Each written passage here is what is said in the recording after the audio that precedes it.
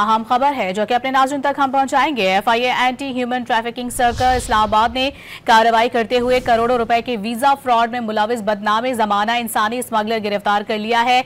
इस मुलजिम से मुतालिक क्या मजीद तफसीलात सामने आई हैं, जानेंगे। डॉन न्यूज के नुमाइंदे शकील कर्रार हमारे साथ मौजूद हैं। जी शकील, बताइएगा आप।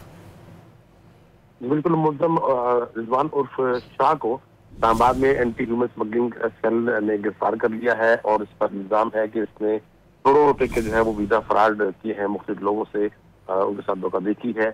और मुलजम को जब गिरफ्तार किया गया तो उसके कब्जे से मुतअद्दिद जाली दस्तावेजात, पासपोर्ट और दीगर जो है वो सामान भी बरामद कर लिया गया है। और बताया जा रहा है कि मुलजम के खिलाफ जो है मुतअद्दिद मुकदमात जो है वो मुख्तलिफ औकात में दर्ज हो चुके हैं।